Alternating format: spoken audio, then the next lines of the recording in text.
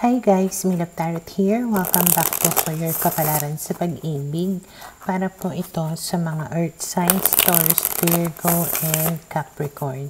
Maglalagay na lang po ako ng timestamp sa my description box para po mapuntahan ninyo ang inyong zodiac signs. Pero syempre, this is a general reading kaya hindi po lahat ay makaka-relate. Okay, so we will start po with Taurus. Ano kaya yung posibleng pagdaraanan ng mga Taurus sa mga susunod na mga araw?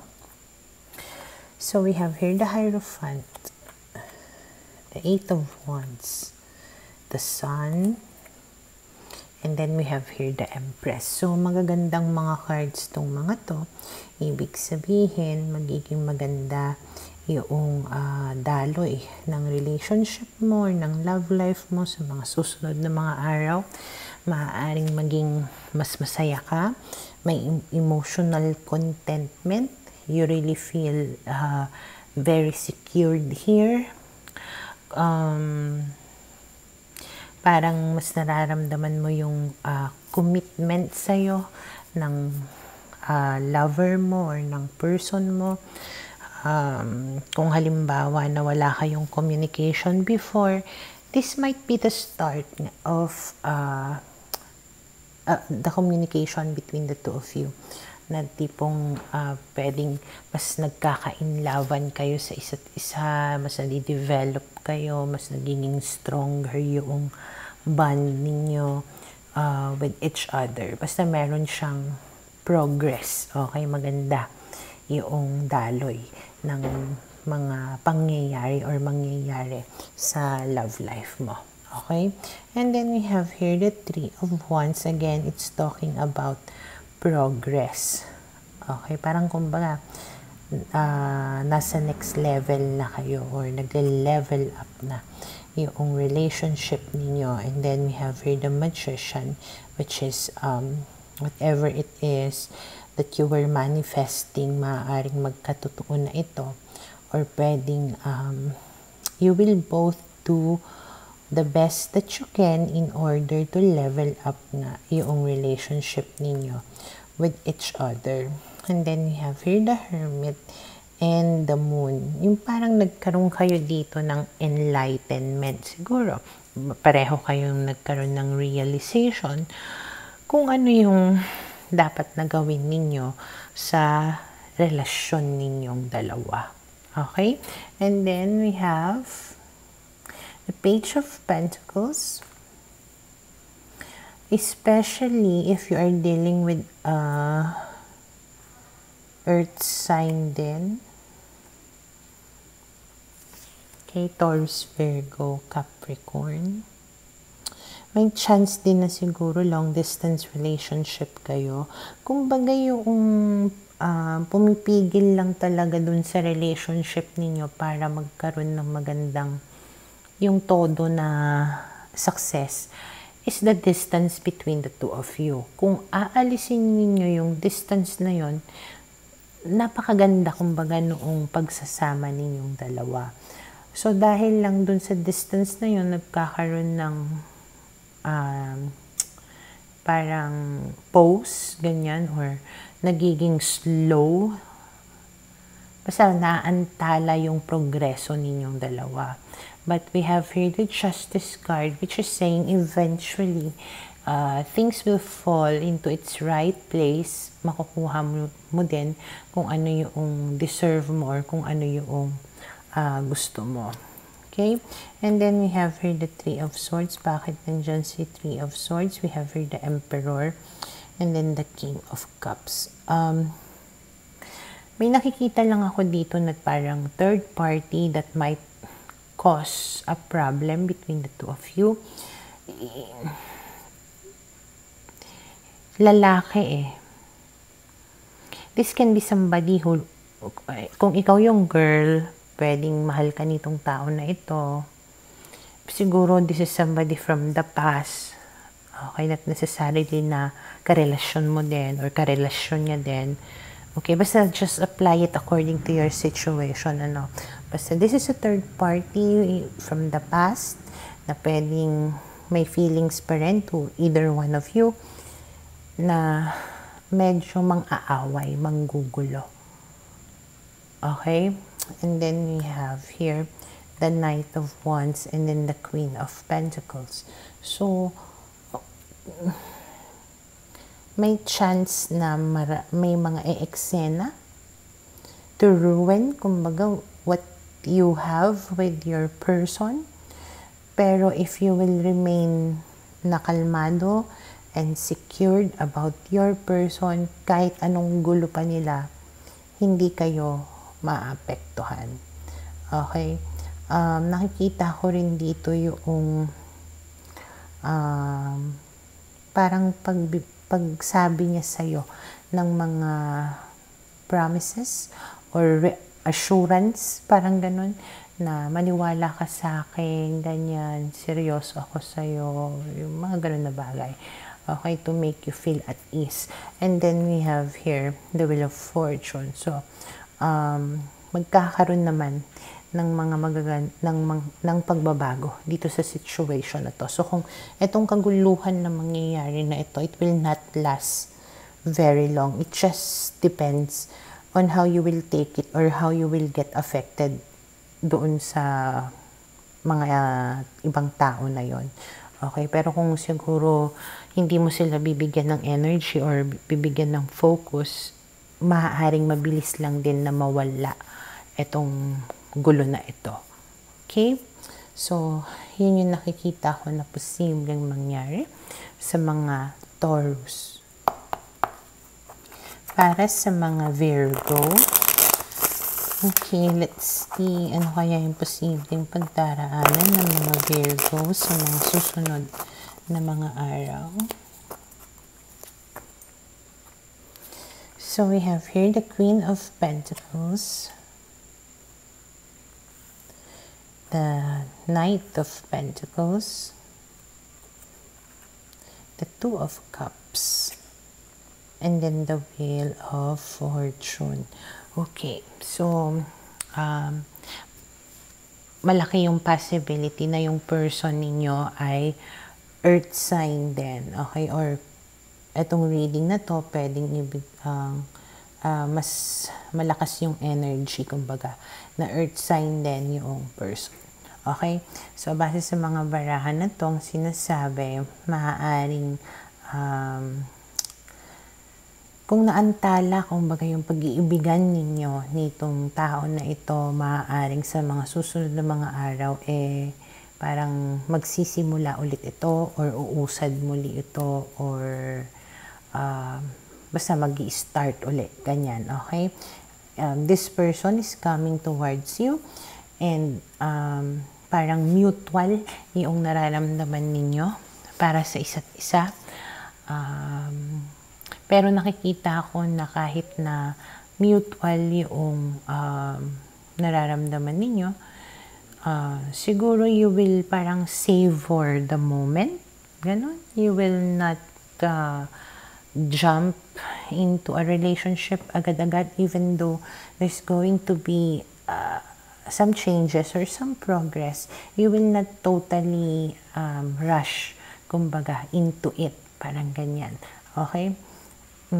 Kumbaga, kung manliligaw siya sa'yo or kung ikaw yung manliligaw, maaaring hindi mo agad sasagutin or hindi kanya agad sasagutin. Pero mararamdaman mo, makikita mo yung progreso ng connection ninyo, yung pag-iba ng treatment ninyo sa isa't isa or yung pag-improve, kumbaga, ng interaction ninyo with each other. And ayun nga, parang meron na kayong mutual na understanding. Kumbaga, ang kulang na lang is maging official na kayo. Parang ganyan. Okay? And then we have here the Star. So, punong-puno ka dito ng hope. Okay? Kasi nga nililigawan ka. And malaki nga yung chance na maging kayo. Okay? Ang nakikita ko lang dito, medyo merong mga bagay siguro kayo na hindi pagkakaintindihan or pagkakasunduan. But this conflict can actually strengthen yung connection ninyo with each other. Especially if mananaig yung understanding or kindness or yung acceptance between the two of you. Okay? Pero kapag nanaig yung differences nyo na yon, it can also become disastrous. So, it really depends on how you will handle it. But since we also have here the star, it means there is hope. Okay? And then we have here the strength card, which means na tibayan mo lang yung loob mo, or pwedeng ibig sabihin yan, patuloy ka niya na susuyuin niya, patuloy niyang papakita sa'yo yung affection niya, yung pagmamahal niya. And then we have here the World card, and then we have here the Justice. So you will eventually reach a point na parang okay, sige na nga, sasagutin na kita, tayo na, total naramdaman ko naman na yung pagiging totoo mo sa akin, yung pagiging sincere mo. I think hindi mo naman ako lolokohin, naging totoo ka naman sa akin, parang ganyan. Okay? And then we have here the Chariot, which means nagkakaroon na nga ng progress. Magandang pinatutunguhan yung connection ninyo. So, pwedeng kayo na dito. And then we have here the Two of Pentacles. And then we have here the Seven of Wands.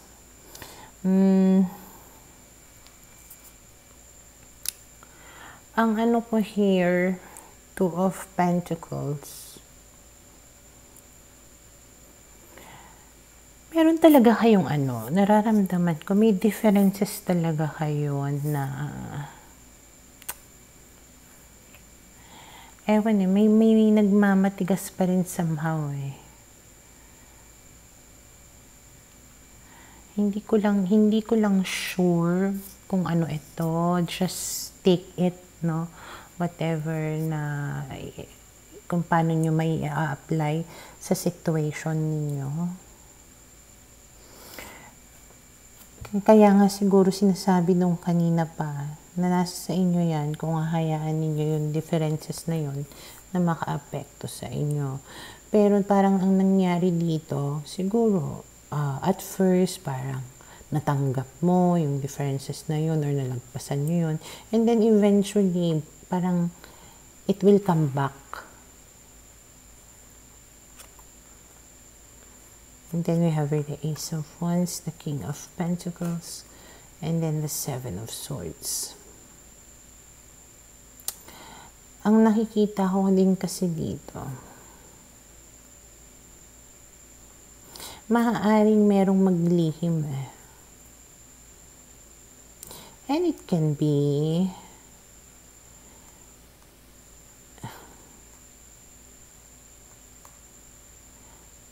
pwedeng ikaw pa nga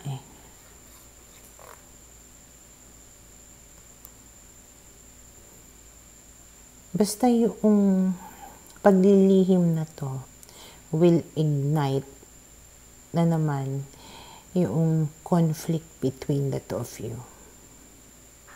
Alam mo yung tipong, alam niya, yung halimbawa ikaw, meron kang gagawin na alam mo na ayaw niya. Okay? Pero kailangan mong gawin. So, hindi mo na lang sinabi. Ganun, and then eventually nalaman niya siguro. And then, ayun nga, pwedeng yun yung maging cause ng away. Or pwedeng siya yung gagawa ng ganun. Basta, yung conflict has something to do with lying. Not necessarily na third party. Basta meron lang magsisinungaling. Okay? Pero ayun, for now, ito yung nakikita ko na posibleng mangyari sa mga Virgo. Para sa mga Capricorn, okay, let's see ano kaya yung posibleng pagdaanan ng mga Capricorn sa mga susunod na mga araw. Okay, so we have here the Ace of Swords, the Wheel of Fortune, the Ten of Pentacles, and then the Tower. Merong makikipag-usap sa'yo na gusto niya na baguhin or ayusin yung relationship ninyo, lalong-lalo na kung ikaw ay married or meron na kayong pamilya. So, pwedeng asawa mo to. Okay? So, makikipag-communicate siya sa'yo, mag-explain siya dito, basta magkakaliwanagan kayong dalawa, and then, babaguhin ninyo or aayusin ninyo yung relationship ninyo na nasira. Okay? And then, we have here, the Page of Pentacles. Malaki yung chance na yung person mo ay earth sign din, or pwedeng ikaw lang din ito, na siguro makikipag-ayos ka nga, makikipag-reunion, reconcile ka dito sa kanya. Yeah, Three of Cups, Three of Pentacles. So, this is you cooperating, ganyan, or this is the both of you working things out. Okay? And then we have here the Eight of Cups. And we have here the World card, and then the Horse, the Knight of Cups. Pero nakikita ko dito yung discontentment mo. Parang hindi enough yung effort. Siguro, or nakukulangan ka sa pinapakita niya na effort para maayos yung relationship ninyo. So, pwedeng mas masalita lang siya kaysa sa gawa. Okay? Pero, nakikita ko naman dito yung, nandito kasi si Knight of Cups eh. Pwedeng, mahal ka nga niya, may feelings nga siya sa'yo. Pwedeng pinapakita naman niya sa'yo yung pagmamahal niya na yun. Pero sadyang merong kang hinahanap sa kanya na hindi mo makuha-kuha. Something is missing. Okay? Kasi syempre, hindi naman tayo mabubuhay lang sa pagmamahal, di ba? It can be nakukulangan ka sa effort niya para itaguyod yung family ninyo. Nakukulangan ka sa sipag, parang ganun. Or nakukulangan ka sa, paano ba? Basta, just apply it to your situation, okay? Kumbaga, hindi mo maki-question yung pagmamahal niya. It's there. It's just that may kulang. Okay? Example, mahal ka nga, pero nakahilata lang naman sa bahay niyo. Tatamad-tamad. Mabubuhay ka ba? Parang ganun. Okay? Kaya parang yung aspeto na yun yung medyo nag-hold back ka. And then we have here the Fool. Yung parang ang dating nga talaga is napaka-carefree niya. Parang wala siyang masyadong pake or masyado siyang happy-go-lucky. And siguro gusto mo talaga maramdaman yung commitment niya sa'yo at sa family ninyo. Hindi yung puro happy-happy lang siya. And then we have here the Nine of Swords. So, ikaw nai-stress ka na. Parang siya, parang relax lang, chill lang habang ikaw na may problema. Nai-stress sa buhay. Kung paano ninyo mabubuhay yung family ninyo. Parang ganon. Okay? And then we have here the Ten of Cups, the Chariot, and then the Eight of Wands. Okay. Kung pagmamahal rin lang yung pag-uusapan, kung happiness, it's there eh. Kagaya ng sabi ko kanina, hindi mo naman maki-question yung pagmamahal niya sa'yo. Nandun. Pero, nakikita ko rin dito yung pag-usad. May success eh, itong relationship ninyong dalawa. meron tong parang magandang patutunguhan na siguro lang talaga kailangan niya lang kumilos o magpursige. Okay, and then we have the Three of Swords, the Two of Pentacles, and the Death card. Kasi, kung hindi siya nagpursige at hindi siya nagpakabisi at nagtumulong sa'yo, there's a big chance na iiral yung pagiging practical mo at hiwalayan mo nga siya. Unless magbago siya. Okay? Pero sinabi naman kasi dito, pwede eh. May success, may patutunguhan kung may magbabago. Okay? So, sa ngayon, ito yung nakikita ko na posibleng mangyari sa mga Capricorn.